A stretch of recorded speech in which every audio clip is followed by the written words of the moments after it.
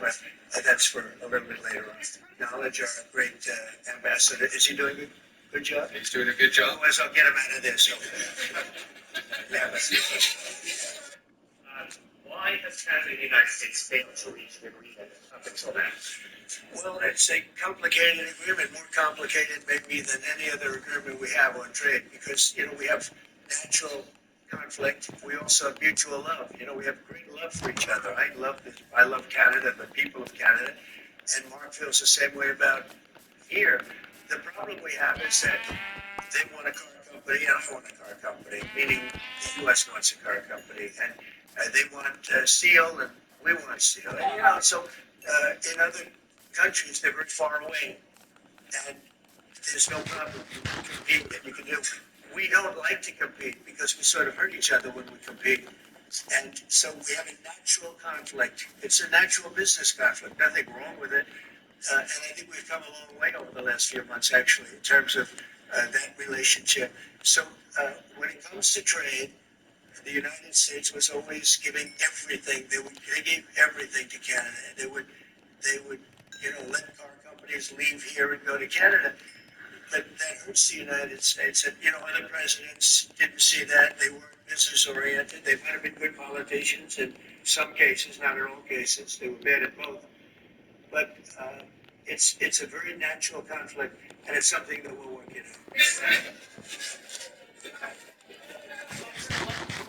This summer, are you willing to make offers to compromise Canada, maybe on steel and anything else? Well, we made compromise, and we've made some compromise even on steel. We have the same basic authority and the same basic. This could be also a little bit of a conflict with other countries all over the world on steel, because we want to make our own steel. We don't want to bring steel in for the most part, but we will bring it in, and we do bring it in. We continue to bring it in from Canada, but there is a tariff to pay. And I think that would be a normal thing to say, but we've come a long way. I think, Howard, we can truly say, do you want to make a comment on that? Well, I think the opportunity to work together, but as you said, there's conflict.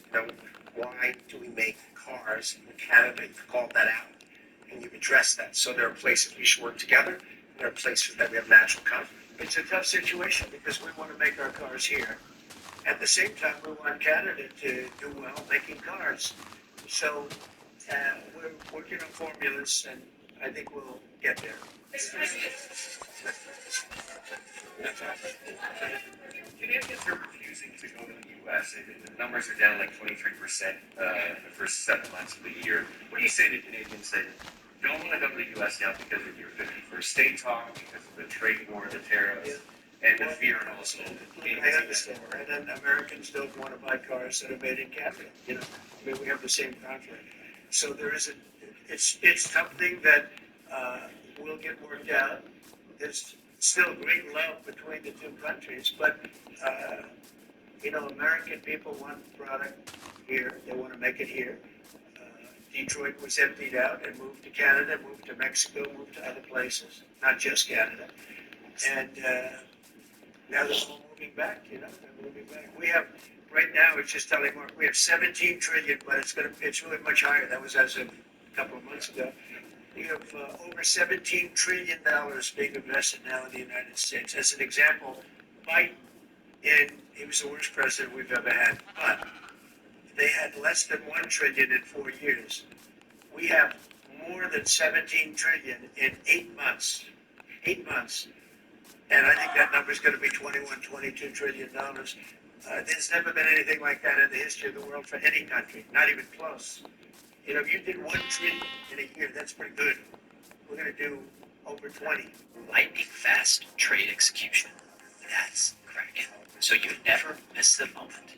Trade confidently in the app or on desktop with real-time performance built in.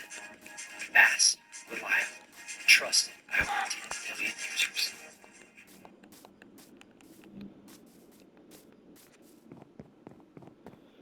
Let's drop our crossbow down right now. ASAP inheritment of smart suite. Okay, stacking up gold and 45 are invested with members. Now, keep it up, squad.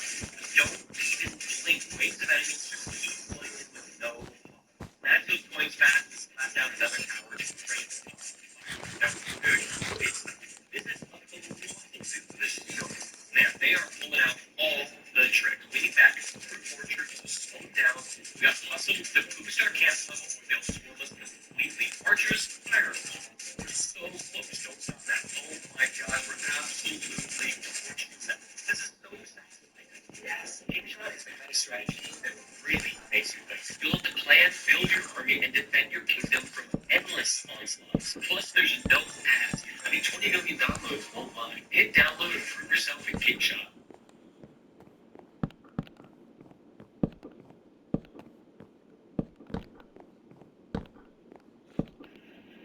coming in with AI, it's coming in with auto plants. You know, we're building auto plants, a lot of auto plants in the US. It's coming in for a lot of reasons. It's coming in because of the fact, I think the November 5th election was a big factor, and I think the tariffs are a big factor. And again, we want Canada to do great, but you know, there's a point at which we also want the same business. We're competing for the same business. That's the problem. That's why I keep mentioning one way to solve that problem is a very easy way. But we're competing for the same business. He wants to make cars, we want to make cars, and we're in competition. And the advantage we have is we have this massive market. So it's it's quite an advantage. And you know, Canada, you suffer because of that too, because they come here and they go into Canada also. So we're like a buffer for that in terms of Canada suffered greatly by Biden and the open border, the policy of open border, totally unchecked, totally unvetted. And these people were, you know, if you got 5%, 2%, you were getting a lot of bad people. And we now have a closed border. Yeah, you've done well. We have a closed border, and it's a really closed border. In fact, for 4 months, I don't even know if this is possible, but the figures were released. 0 people were able to come into the United States from the southern border. 0. And as you know, we're taking a very hard stand on drugs. This is also benefiting you. A lot of we call them the water drugs, the drugs that come in through water.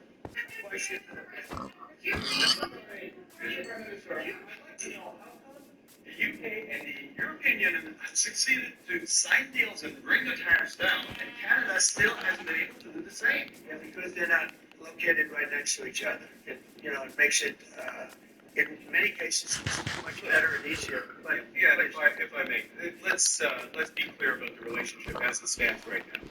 We are the second largest trading partner of the United States. We do a lot of trade going across the border where we're cooperating, first thing. Secondly, we are the largest foreign investor in the United States. $500 billion in the last 5 years alone, probably $8 trillion in the next 5 years if we get the agreement that we expect to get.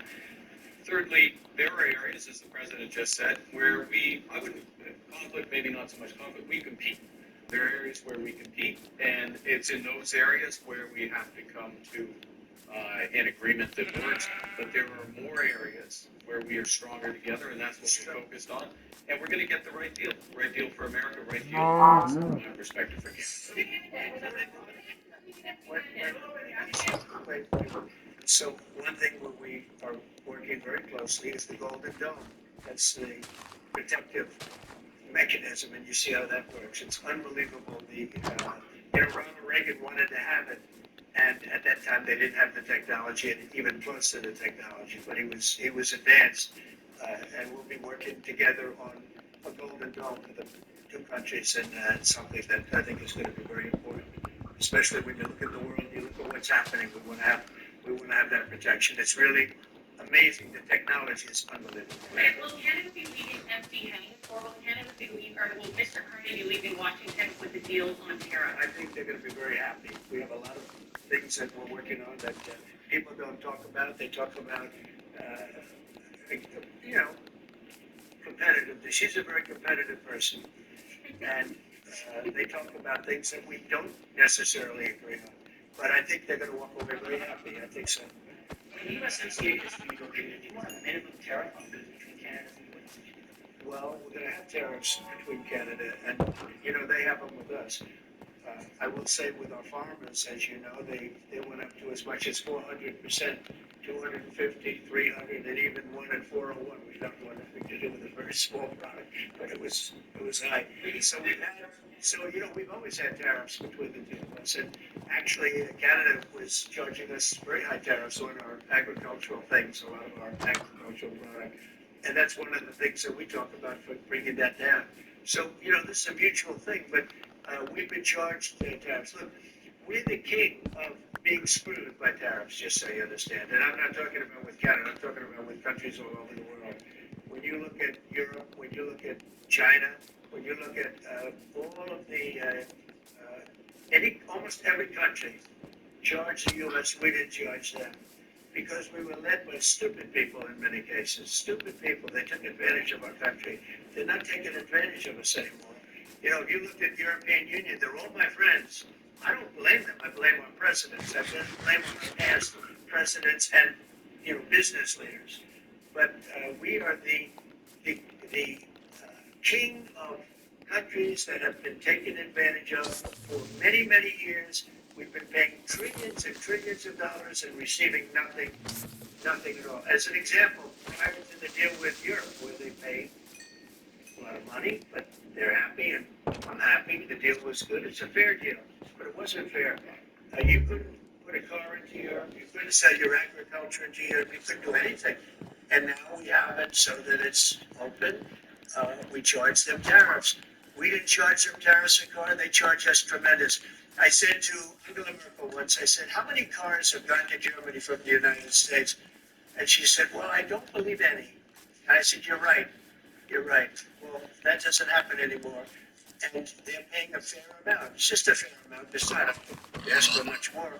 It's a fair amount. But the United States now is using the same thing that they've used on us. And I just can't believe it's taken presidents so long to do this. And again, we're going to treat people fairly. We're going to especially treat Canada fairly. But I can't believe it's taken so long where we get charged and don't charge them. Japan was a good example. We made a deal with Japan. You saw that one deal with Japan. It's a much different deal than we've had in the past. But they would send us millions of cars, no charge. We weren't allowed to send them cars. We sent them no cars. I doubt you had one car go into Japan because we were restricted. They didn't want our cars. Same thing with Europe, same thing with other places. So now all we do now is fairness, but fairness leads us to the most successful country there's ever been. You know, we have some advantages over other countries, and we do have a great market. We have an amazing market.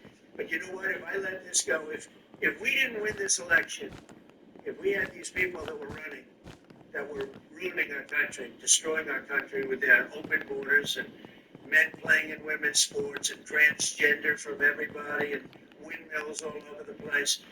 If we allowed that to go on for another couple of years, we would be, I'm not sure that we'd even have a country. Is the fentanyl crisis over with Canada, with the Canadian border? Is what? The fentanyl crisis. It's not over. It's never, I think it's never going to be over, frankly. But Canada's worked hard and they've done a much better job than in the past.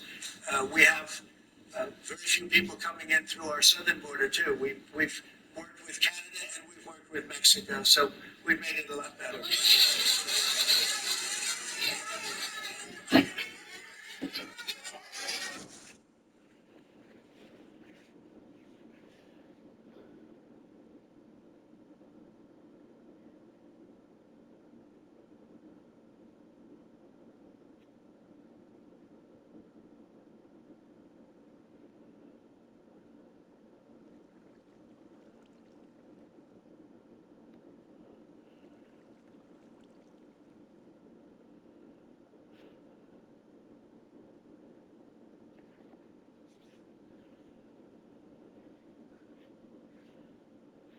Sorry, man.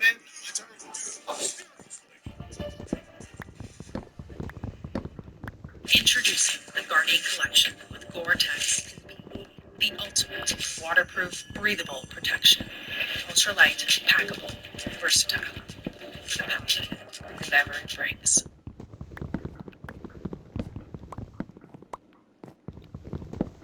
What does the word hub mean to you? We think of hub as the center of activity, the place where all the action is happening. But hub is originally a word used in mechanics. It's a place where all the spokes meet in a wheel, making it incredibly important for how a bike functions. Hubs are important for coordination in any area of life. And, in a certain way, this is the key revelation behind the project that we're going to be talking about today, Cosmos. Welcome to Whiteboard Crypto, the #1 YouTube channel for crypto education. Here we explain topics of the cryptocurrency world using analogies, stories, and examples so that anyone can easily understand them. In this video, we're going to be explaining what Cosmos is, how it works, and what they're trying to achieve. Long story short, Cosmos is an open source blockchain project that aims to connect other blockchains to each other in order to establish an easily usable, fast, scalable, interoperable, and low-fee hub for basically any use of a blockchain. This is still a little vague, but there's really one idea that Cosmos is all about: interoperability. Why is it so important? Well, in the same way that many of the amazing applications of computers did not become widespread until they could all communicate with each other over the internet and eventually the World Wide Web, Cosmos sees themselves as the path to an internet of blockchains. Now, if this sounds similar to projects like Polkadot or Harmony One, you're not going crazy. There are many similarities, especially between Cosmos and Polkadot,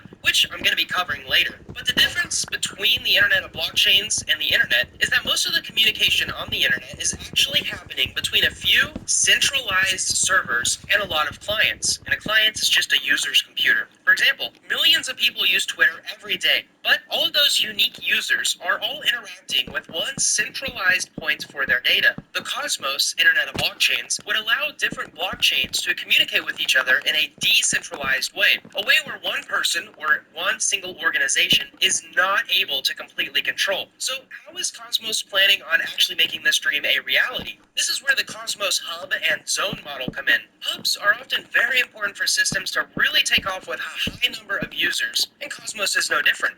In Cosmos, they took a look at the cryptocurrency landscape and saw a lot of spokes, but no hub. In other words, they saw a large number of blockchains with interesting use cases, but the methods of communicating between these chains still left a lot to be desired. In fact, one of the largest vulnerabilities out there are blockchain bridges, which is a tool used to move money from one chain to another. Cosmos created what they call a hub and zones model. They have a central hub that facilitates the transfer of tokens across various chains. The founder of the Tendermint protocol, which later became Cosmos, Jay Kwan, explained the problem on Anthony Pompliano's The Pomp podcast like this: if you want to use blockchain A, but you have tokens from blockchain B, it is difficult to go across the two chains using the tokens you already have. Now, atomic swaps attempt to solve this but are limited because they have to use specific hash algorithms, and they have to be capable of handling smart contracts, meaning simple and usually more secure.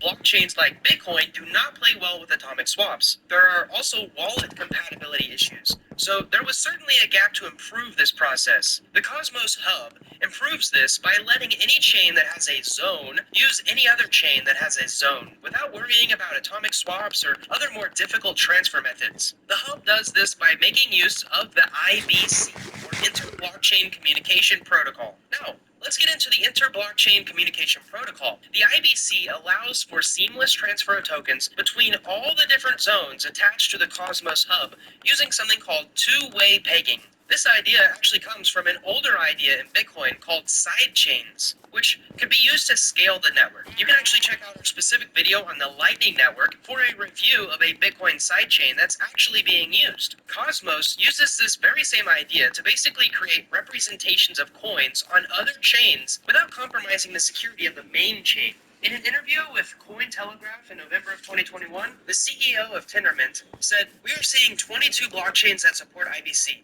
They have all been able to connect to various decentralized exchanges available in the Cosmos ecosystem, such as Osmosis and Gravity DEX. So there's been a lot of cross-chain activity, much more than anyone expected, and we are seeing a very positive growth cycle with IBC enabled." Now let's talk about something else. In the crypto world, people often think not just about the specific business or project that they're building, but they are also thinking about the future of technology, money, and governance. Because of this, people often have very strong opinions about how things should be run, which makes them very hesitant to partner with other projects that may infringe upon their vision. Cosmos avoids this by simply allowing other independent chains to set up zones and connect to the hub. These other chains maintain their sovereignty and their governance structure, which is something we'll bring up later when discussing the differences between Polkadot and Cosmos. But there is a distinct difference of vision between lots of people in crypto, and one of these main differences is between mechanisms of consensus, or basically how the project can agree on future changes. Now, the original idea for Cosmos actually converges with a project called Tendermint, which differs from Bitcoin's proof-of-work consensus mechanism.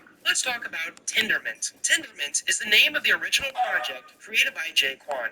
Ethan Buckman, and Zarko Milosevic. As with Cosmos' overall goal, the main problem solved by Tendermint is smooth interoperability between blockchains. Now, they achieved this in the Tendermint protocol with a few different interesting features. Cosmos itself is a proof-of-stake blockchain, which means those who validate the blockchain have to prove that they have something at stake, so that way they won't attack the network. You know, the usual lock your coins up if you want to contribute to the network, and if you're found guilty of making fraudulent transactions, we'll take those coins. At least this is the model that other chains have started using as well. Tendermint is also designed to be Byzantine fault tolerant, which is just a complicated way of saying that the network can work perfectly fine even if there are a fraction of bad actors. As long as less than 33% of the validating power, not just the total number of validators, but the total voting power, is not Byzantine or acting unreliably, then the network is still secure. Now, it should be noted that this is a tad smaller than Bitcoin's 51%, so it's something to keep in mind. Technically, they do this by using a two-phase voting algorithm.